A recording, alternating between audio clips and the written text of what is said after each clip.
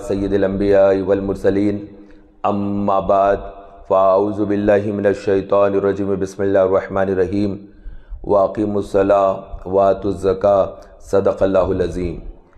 कुरान मजीद फ़ुरक़ान हमीद में अल्लाह तबारक व तआला ने अपने महबूब करीम सल्लल्लाहु अलैहि वसल्लम को हुक्म फरमाया कि वो उम्मत को हुक्म फरमा दे कि नमाज को कायम रखे और ज़कात अदा करे। अल्लाह तबारक व तआला ने दो अहकामात को एक जगह बयान किया है। ये वही आयत मुबारका है जिसके अंदर अल्लाह तबारक व तआला जहाँ नमाज का हुक्म फरमाया, वाक़िमुस्सलाह फरमाया, वहीं पर वातुज़ ज़का फरमाया कि तुम ज़कात अदा करो। उलमा फरमाते हैं कि जो नमाज पढ़ता है ज़कात अदा नहीं करता, अल्लाह उसकी नमाज भी रद्द फरमा देता है। और जो कोई ज़कात दे देता है लेकिन नमाज अदा नहीं करता, अल्लाह उसकी ज़कात को भी रद्द फरमा देता है। यानी एक चीज़ दूसरे के साथ जुड़ी हुई है, तो जिसको जो इस्तिताअत है वो उस हाल पे गुज़रे। अल्लाह के रसूल सल्लल्लाहु अलैहि वसल्लम ने ज़कात का हुक्म फरमाया तो इसकी जो मक़दार मुक़र्रर की गई है वो ये कि बंदे के पास अगर 40 दीनार है तो वो 1 दीनार उसमें से ज़कात अदा करे। तो 40 पर 1 बनता है, यानी अगर किसी के पास 40 अशरफियाँ हैं तो एक अशरफी राह खुदा में सदक़ा करे। और उसको साइलेंट कर लीजिए इसको। और अगर किसी के पास 100 है तो 100 पर 2.5%।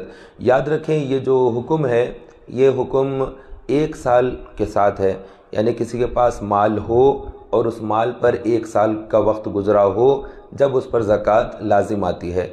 जो ज़ाती घर होता है उस पर ज़कात नहीं होती है। जो दुकान होती है, फैक्ट्री होती है, कारखाना होता है या अच्छी बेहतरीन कार होती है, इस पर भी ज़कात नहीं है। और भी जो चीज़ें इस तरह की होती है इस पर ज़कात अदा नहीं करना होता है। जो चीज़ बेचने वाली होती है, जो माल तिजारत होता है, उस पर ज़कात है। अगर किसी किस्म की दुकान है, चाहे वो परचून की दुकान हो, किराने की दुकान हो, कपड़े की दुकान हो, प्लास्टिक, लोहा, सोना, चांदी या सीमेंट की या रेती की कोई भी दुकान हो, उसमें जो भी माल बेचने के लिए होता है उस माल पर ज़कात अदा करना होता है, क्योंकि वो माल तिजारत है। तो 7.5 तोले सोना जिसके पास है वो ज़कात अदा करे। तो ख़वातीन देख लें कि सोना 7.5 तोले अगर है तो उस पर ज़कात लाजिम आती है। और सोने के 7.5 तोले सोना नहीं है लेकिन कुछ सोना और कुछ चांदी है, यानी 2 तोले सोना है, 4 तोले चांदी है, इस पर भी ज़कात हो जाएगी। क्योंकि जो निज़ाम है वो ये है कि 52.5 तोले चांदी अगर किसी के पास हो या उतनी रकम हो तो वो उस पर ज़कात अदा करे। तो चांदी की रकम तो कीमत तो बहुत कम होती है, 700 रुपये तोला अगर समझ लेते हैं, मान लेते हैं, तब भी 40,000 के अंदर में 52.5 तोले चांदी हो जाता है। तो किसी के पास 40-45 हज़ार रुपया है, उस पर 1 साल गुजर गया तो वो उस पर ज़कात अदा करे। चाहे वो बैंक के अंदर हो, कैश एट बैंक हो, कैश इन हैंड हो, इन दोनों सूरतों में भी ज़कात उस पर लाजिम होती है। अक्सर लोग ये समझते हैं कि शायद मुझ पर ज़कात नहीं है, मैं गरीब हूँ, ये इस तरह से ख्याल करते हैं। हालांकि कैफियत वैसी नहीं होती है। तो बैंक में पैसा होता है और वो 40,000 से तजावुज़ कर जाता है और उस पर 1 साल गुजर चुका होता है, तो उस पर वो 1,000 रुपये ज़कात निकाले। तो ज़कात सोने पर भी है, चांदी पर भी है, कैश पर भी है, माल तिजारत पर भी है। और जो घर ख़रीदते हैं, ज़मीन और फ्लैट वगैरह ख़रीदते हैं बेचने की नीयत से कि हम इसको बेचेंगे, इसकी कीमत बढ़कर आएगी, तो फिर वहाँ ख़रीदेंगे, वहाँ बेचेंगे तो फिर और कीमत बढ़कर आएगी।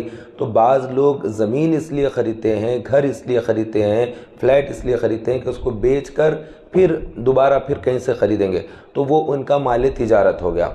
जैसे किसी के यहाँ पर सीमेंट के थैले बेचने के लिए होते हैं, रेती होती है बेचने के लिए, कपड़े की दुकान वालों के पास कपड़े होते हैं, या कोई रेडीमेड कपड़ा बेचता है, कोई भी बैग वगैरह बेचते हैं। तो जिस तरह से माल बेचते हैं लोग, वैसे ही बाद लोग घरों को ख़रीद कर घरों को बेचते हैं। तो उन घरों पर भी ज़कात का अदा करना वाजिब होता है, क्योंकि वो उनका माल तिजारत हो गया है। हाँ, ज़मीन ख़रीदी थी, ये रहेगा बच्चों को काम आएगा, इसलिए ज़मीन ख़रीदे हुए हैं, बेचने का मन नहीं है, बेचने का इरादा नहीं है, बेचने की नीयत नहीं है, तो इस पर ज़कात नहीं आती है। तो सोना चांदी इसके ऊपर ज़कात है, तो ये पूरे घर की मिलाकर निकालना नहीं होता है। अक्सर लोग कैलकुलेशन में मिस्टेक करते हैं, इस तरह मिस्टेक कर देते हैं कि घर में किसका सोना कितना है, والدہ کے پاس کتنا ہے، بہن کے پاس اتنا ہے، بیوی کے پاس اتنا ہے، میرے پاس کیش اتنا ہے، اس طرح سب کا ملا کر اکٹھا کرتے ہیں تو اس پر زکوٰۃ زیادہ لگ جاتی ہے۔ تو ایسا کیلکولیشن نہ کریں، اس میں بعض کو زکوٰۃ دینا ہی نہیں ہوتا ہے، وہ ویسے ہی زکوٰۃ دے رہے ہوتے ہیں، ان کو زکوٰۃ دینے کی ضرورت ہی نہیں ہوتی ہے۔ اگر آپ یہ دیکھیں کہ زکوٰۃ ہر انسان کے لیے الگ الگ ہوتی ہے، جیسے ہر ایک کا روزہ رہتا ہے، ہر آدمی اپنا روزہ رکھتا ہے، ہر آدمی اپنی نماز پڑھتا ہے، ویسے ہی ہر آدمی کی اپنی زکوٰۃ ہوتی ہے۔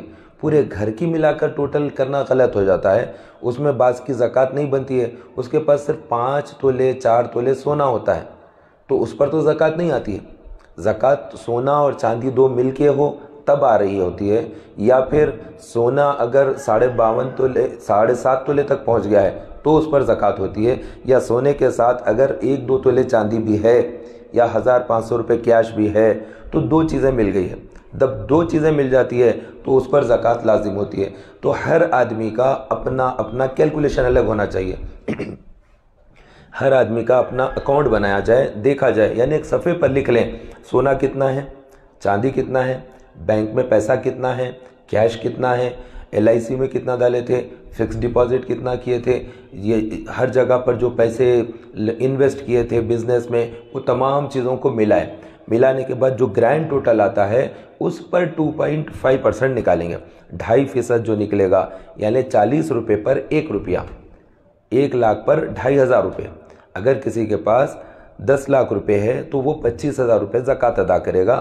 وہ اس طرح سے تمام چیزوں کو کیلکولیٹ کر کے اس میں سے زکوٰۃ نکالے، لیکن بہن کا، بھائی کا، بیوی کا، سب کا اکٹھا نہ کر لے۔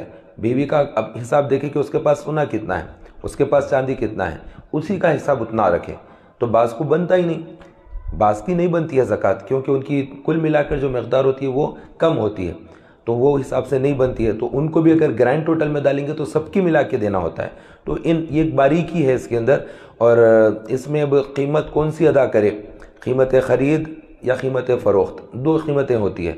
ہم جب سونا خریدے تو اس وقت 40,000 روپے تولہ تھا، اب اگر مارکیٹ میں دیکھیں گے تو سونے کی قیمت 75,000 روپے تولہ ہو گئی، تو وہ 40,000 کے حساب سے دیں گے یا 75,000 کے حساب سے دیں گے، تو جو مارکیٹ ویلو اس وقت میں ہے سونے کی وہ حساب سے دیں گے۔ آپ نے 5,000 روپے تولے میں لیا ہوگا، 10,000 روپے تولے میں لیا ہوگا، بہت سال پہلے لیا ہوگا، لیکن اب اس کی قیمت کیا ہے یہ دیکھا جائے گا۔ تو پریزنٹ جو ویلو بنتی ہے کسی سونے کی، چاندی کی، وہ حساب سے اس پر 2.5% مارکیٹ ویلو کے اعتبار سے زکوٰۃ نکالنا ہے۔ تو یہ زکوٰۃ کس کو ادا کرنا ہے؟ زکوٰۃ مسکینوں کا حق ہے، مسکین، محتاج، حاجت مند، ضرورت مند، ایسے ہی جو لوگ غریب ہیں جن کی مالی حالتیں خراب ہے، ان لوگوں کو، قریب کے رشتہ دار ہے، دور کے رشتہ دار ہے، پڑوسی ہے، یہ تمام کے تمام جو لوگ ہیں یہ زکوٰۃ انہیں ادا کی جا سکتی ہے۔ اس کے علاوہ جو دینی مدارس ہے اس میں بھی دیا جا سکتا ہے، تو جہاں پر اسلامی جو ہے کام ہو رہا ہے، جیسے بچے حافظ بن رہے ہیں، عالم دین بن رہے ہیں، تو یہ غریب بچے یا یتیم بچے یا مسکین اور محتاج بچے ہوتے ہیں یا غریب فیملیز سے بلانگز کرتے ہیں، تو ایسے جو ہاسٹلس وغیرہ ہوتے ہیں اس میں بھی زکوٰۃ دی جا سکتی ہے۔ تو زیادہ اس میں یہ دیکھا جائے کہ اپنے قریب کے جو رشتہ دار غریب ہے ان کو بھی جو ہے نظر انداز نہ کیا جائے، پہلے فوقیت دی جائے کہ ایک دم جو ہمارے قریب کے تعلق والے ہیں، رشتہ دار ہیں، یا پڑوسیوں میں بھی جن کا گھر ہمارے گھر سے قریب ہے، ایسے لوگوں تک بھی مال پہنچایا جائے، زکوٰۃ کی رقم ادا کی جائے۔ اور جب پیسہ دے رہے ہوتے ہیں تو اس وقت میں عاجزی بھی ہو، انکساری بھی ہو، ایک تکبرانہ روش نہیں کہ ہم دے رہے ہیں تو اپر ہینڈ کی طرح بالکل گھمنڈی اسٹائل نہ۔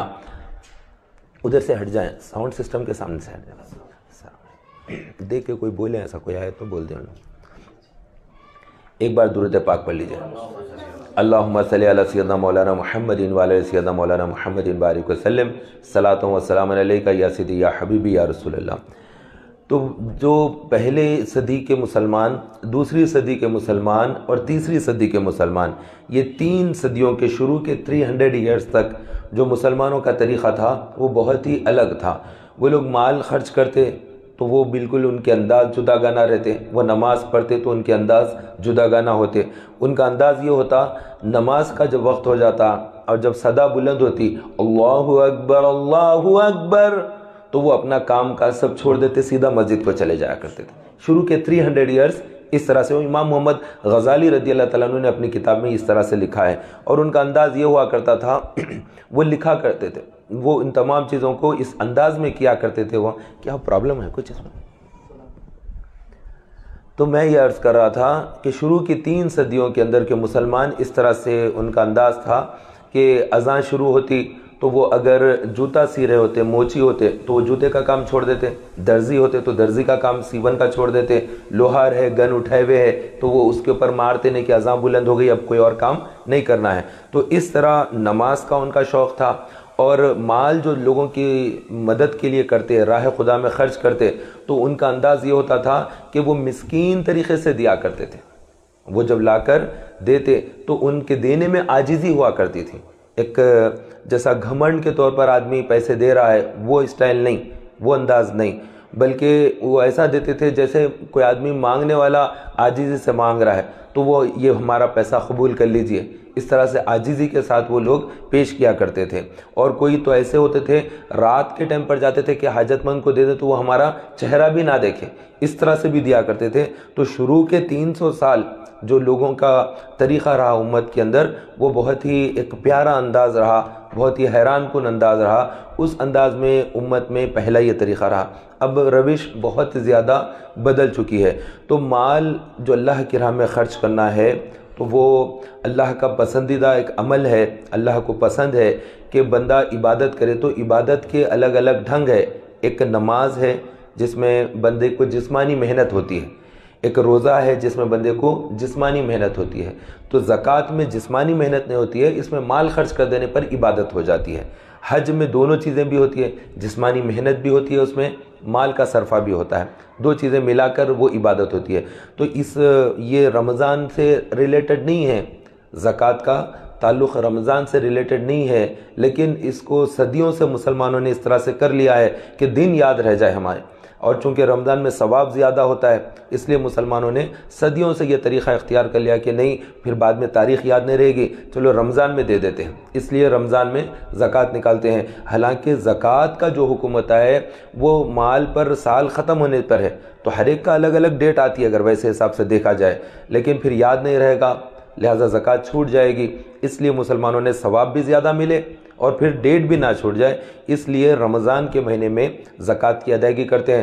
تو زکوٰۃ مکمل طور پر نکالیں، اگر زکوٰۃ نہیں نکالتے ہیں تو یہ بہت بھاری نقصان ہے کہ اللہ کے نبی علیہ الصلوۃ والسلام کا ارشاد گرامی ہے، جو آدمی اپنا مال روک لیتا ہے، زکوٰۃ ادا نہیں کرتا، بروز حشر میدان حشر میں جو مال ہے وہ گنجے سانپ کی شکل اختیار کر کے اس کے پاس آئے گا اور آ کر اس کی بانچھیں پکڑے گا، اور وہ آدمی گھبرا جائے گا، گھبرا کر کہے گا کہ یہ کون، یہ کیسی مصیبت؟ تو وہ کہے گا کہ میں ہی تیرا خزانہ ہوں، میں ہی تیرا مال ہوں جسے دنیا میں تو محبت کرتا تھا اور زکوٰۃ ادا نہیں کرتا تھا۔ تو یہ جو زکوٰۃ کی رقم ادا نہیں کی جاتی وہ آگے چل کر بہت بڑا عذاب بن جاتا ہے۔ تو دینے والا دراصل اللہ تعالیٰ ہی ہے، آدمی کو جو بھی مال ملتا ہے وہ دینے والا اللہ ہے، اور اس نے اپر ہینڈ بنایا ہے، دینے والا بنایا ہے، تو وہ اگر چاہے تو لینے والا بنا دیتا، دینے والا نہ بناتا، تو اللہ تعالیٰ نے دینے والا بنایا ہے تو اس کا شکر بھی ادا کریں، اور دینے میں بخیل نہ بنیں، مال خرچ کرنے میں ایک دم دل تنگ محسوس نہ کریں۔ تو جو رقم دے رہے ہیں وہ رقم کو زیادہ نہ سمجھیں، جو رقم موجود ہے اس کو زیادہ دیکھیں، کہ اگر کسی کے پاس 1 لاکھ روپیہ ہے تو وہ 1 لاکھ روپیہ اس کو کم دکھتا ہے، اور جو 2500 دے رہا ہے وہی زیادہ نظر آتے ہیں۔ تو یہ اس طرح سے دل انسان کا خراب ہوتا ہے، وہ چھوٹی اماؤنٹ زیادہ دکھتی ہے، حالانکہ وہ جب میل نکل جاتا ہے تو وہ سارا کا سارا مال پاک ہو جاتا ہے، اور اللہ تبارک و تعالیٰ اس کے ذریعے نہ صرف اس کو ثواب عطا کرتا ہے بلکہ اللہ تبارک و تعالیٰ آخرت میں اس کے درجات کو بلندی عطا کر دیتا ہے۔ تو مال خرچ کر کے اللہ تعالیٰ کا قرب حاصل کیا جاتا ہے، تو مال باقی بھی نہیں رہے گا۔ انسان اگر بہت سا مال جمع کر کے زکوٰۃ نہیں بھی نکالے گا، آنن فانن اگر موت آ گئی اور پھر جنازہ اٹھ گیا تو وہ مال کچھ اختیار بھی ختم ہو جاتا ہے کہ آدمی اب مرنے کے بعد اس مال کے لیے کچھ کہہ سکے، کہ اس کا اختیار، اس کا پاور ختم ہو چکا ہے۔ تو بہرحال اللہ تبارک و تعالیٰ کے دربار میں، گہربار میں ہم ملتمس ہے کہ اللہ تبارک و تعالیٰ ہمیں راہ خدا میں مال خرچ کرنے کی سعادت نصیب فرمائے۔ اور ماہ رمضان قریب ہے، اس کی تیاریاں زور و شور پر چل رہی ہے، مساجد میں تو نظر آ رہا ہے جہاں جہاں پر کلرنگ وغیرہ کا ہو رہا ہے، کہیں پر فرش بچھایا جا رہا ہے، وضو خانے وغیرہ کی صفائیوں کا کام چل رہا ہے، تو مسجدوں کو ستھرا کیا جا رہا ہے اور بہتر کیا جا رہا ہے۔ تو یہ انتظامات چل رہے ہیں کئی مساجد کے اندر، اور ساتھ ساتھ گھروں میں بھی صفائی وغیرہ کے انتظامات چل رہے ہیں۔ لیکن اپنا دل اور اپنا ذہن یہ بنا لیں کہ ہمیں پورے روزے رکھنا ہے، تو ہماری جو جاب ہے اگر ٹف ہے، جس میں 10 گھنٹے کام کرنا مشکل ہے، تو ہم 2 گھنٹے کم کر لیں کام، لیکن روزہ نہ چھوڑیں۔ لوہار کا کام کرنے والے اور روٹی وغیرہ بنانے والے، نان بائی کا کام کرنے والے، ویلڈنگ کا کام کرنے والے، اس طرح سے جو پکوان کا کام کرتے ہیں، باورچی ہوتے ہیں جو آگ کے پاس کام کرتے ہیں، تو یہ کام سخت کام ہوتا ہے۔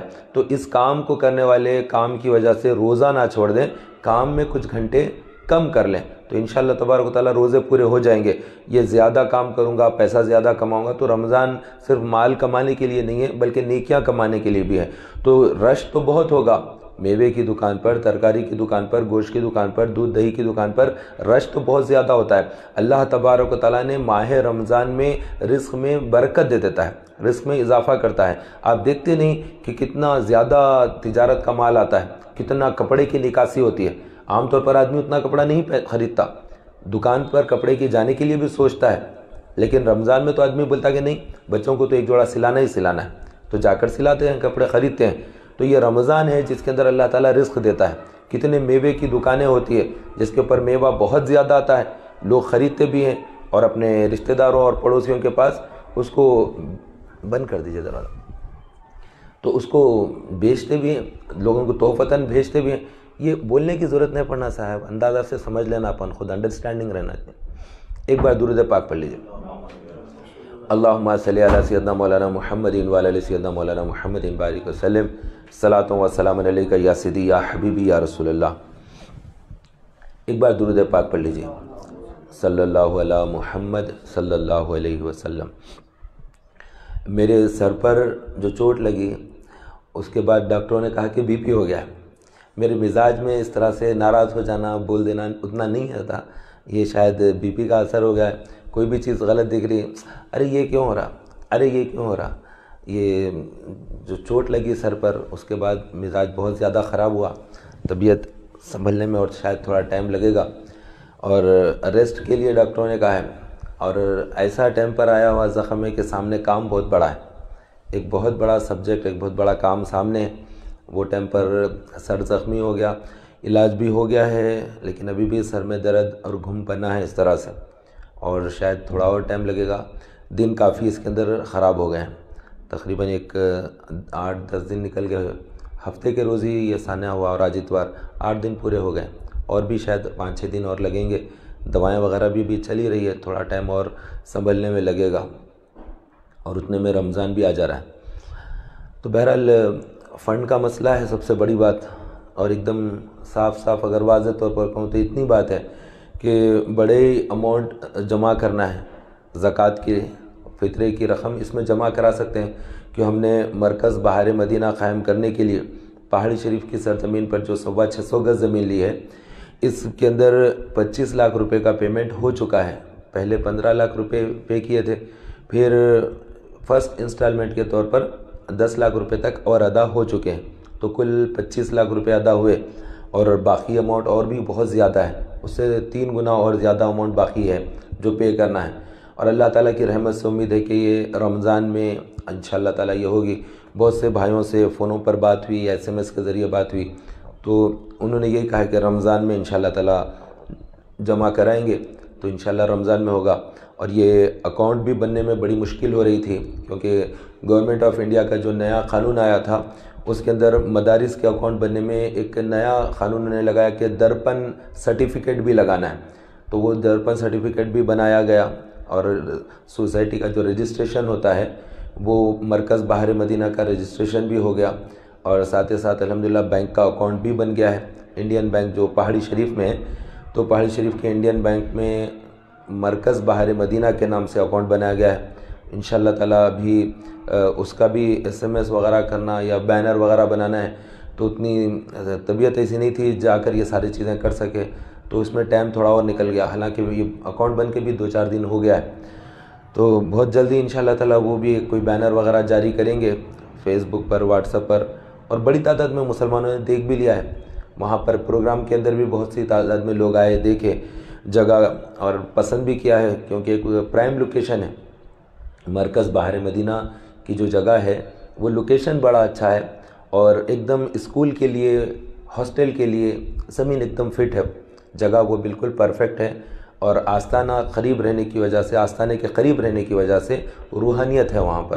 وہ جگہوں پر جہاں پر اہل اللہ ہوتے ہیں، اولیاء اکرام کے جہاں پر آستانے ہوتے ہیں، وہ جگہ بھی بڑی بابرکت اور روحانیت سے پر ہوتی ہے۔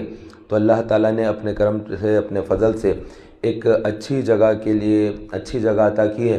اب اس کے اوپر جد و جہد کرنا ہے۔ جو بھی مجھے دیکھ رہے ہیں، سن رہے ہیں، میں ان تمام بھائیوں سے بھی، بہنوں سے بھی گزارش کرتا ہوں کہ آپ مرکز باہر مدینہ میں اپنی زکوٰۃ کی رقم، فطرے کی رقم جمع کریں، کیونکہ یہ مدرسہ ہے اور اس میں دیا جا سکتا ہے۔ تو آپ زیادہ سے زیادہ اماؤنٹ جمع کریں، تاکہ رمضان کے فوری بعد پیمنٹ کرنے کا ٹائم آ جائے گا، اس وقت دقت پیش نہ آئے، کیونکہ بڑی اماؤنٹ ابھی 80 لاکھ روپے سے زیادہ تک اور جمع کرنا ہے، اور یہ کوئی معمولی رقم نہیں ہے، بڑی تعداد میں مسلمان جمع کریں گے تو انشاءاللہ تعالی ہم یہاں پر لڑکوں کا جو دارالعلوم ہے، امام احمد رضا کے نام سے اس کو رکھا گیا ہے، کیونکہ عقیدے کے اندر مضبوطی سب سے اہم ترین ہے۔ سب سے پہلے جو سب سے بھاری چیز ہے وہ ایمان ہے، عقیدہ ہے، اور ہم اعلیٰ حضرت امام احمد رضا فاضل بریلوی رحمۃ اللہ تعالیٰ علیہ کے طریقے پر چلنے والے، اور وہی ہمارا ایک انداز ہے، اسی کے حساب سے ہم کو آگے بھی کام کرنا ہے۔ تو ہم گزارش کرتے ہیں کہ عقید اہل سنت کی تحفظ کے لیے اور اس کام کو اور فروغ دینے کے لیے، علماء کو تیار کرنے کے لیے، حفاظ کو تیار کرنے کے لیے، مساجد کے آئمہ کو تیار کرنے کے لیے، جمعہ کے خطیب حضرات کو تیار کرنے کے لیے آپ مرکز باہر مدینہ کے لیے فنڈ دیجیے، تاکہ ہم یہ کام کر سکیں۔ ہم یہ کام کر سکتے ہیں اور ہم کریں گے انشاءاللہ تعالی۔ اس میں آپ کی مدد درکار ہے، آپ میکسیمم اس میں ہمارا سپورٹ کریں، مالی تعاون کریں۔ بچیوں کا بھی انشاءاللہ تعالی وہاں پر مدرسہ ہوگا ہمہ وقتی، جس میں بچیاں روزانہ قرآن پڑھ کر جائیں گی، آنے جانے کا سلسلہ رہے گا، اور سیدہ عائشہ صدیقہ رضی اللہ عنہ کے نام سے مدرسہ ہے۔ اس کے علاوہ مسجد حضرت سیدنا امام حسین رضی اللہ تعالیٰ عنہ کے نام سے وہاں پر بنائی جائے گی، اور اس کے علاوہ دارالافتاء یا کوئی بھی جو بھی چیزیں رہیں گی آگے کا ہم دیکھیں گے کہ وہاں پر کیا کیا اور چیزیں کی جا سکتی ہے، وہ انشاءاللہ تعالیٰ تمام چیزیں وہاں پر ہوں گی۔ اور ایک چیز یہ بھی ہے کہ شرعی عدالت بھی قائم ہو، کہ آج کل جو زمینوں کے لیے جھگڑے ہوتے ہیں، یا میاں بیوی کے جھگڑے ہوتے ہیں، طلاق کے معاملات ہوتے ہیں، یا کسی کا انتقال ہو جاتا ہے، تو وراثت کی تقسیم پر آپس میں بہن بھائیوں کا آپس میں جھگڑا، کورٹ کچہری، پولیس اسٹیشنوں کو جاتے ہیں، تو یہ چیزیں نہ ہو، بلکہ وہ شرعی عدالت ہو جس کے اندر یہ تمام باتیں بیٹھ کر حل کیے جا سکیں۔ ایسا بھی انتظام انشاءاللہ تعالی وہاں پر ہم کریں گے۔ تو یہ بہت ساری چیزیں تو ہے منصوبہ، اور سب سے مین ہمارا جو ٹارگٹ ہے وہ بچوں کو حافظ قرآن بنانا، عالم دین بنانا، حافظ کے علاوہ انہیں دنیاوی طور پر بھی انہیں آراستہ کرنا۔ جو جدید عصری تعلیم ہے، انگلش میڈیم اسکول کے ذریعے جو 10th کلاس کے اگزامز ہوتے ہیں ٹاس کے، ہم وہ پاس کرا کر انہیں دنیاوی تعلیم سے بھی آراستہ کریں، یہ ہمارے پلان کے اندر ہے۔ اللہ تبارک و تعالیٰ اس کام میں کامیابی عطا کرے، آسانی عطا کرے، اور ہم تمام بھائیوں سے، بہنوں سے گزارش کر رہے ہیں کہ آپ مرکز باہر مدینہ میں آپ رقم جمع کرائیں، اور اس کے لیے آپ میرے فون نمبر پر بھی اماؤنٹ ڈال سکتے ہیں، 9885112563، جس میں نام محمد آصف قادری بول کر آئے گا۔ اس کے علاوہ ایک اور نام ہے محمد واصف رضا، اس اکاؤنٹ پر بھی آپ اماؤنٹ گوگل پے یا فون پے کر سکتے ہیں، جس کا نمبر ہے 9912163786۔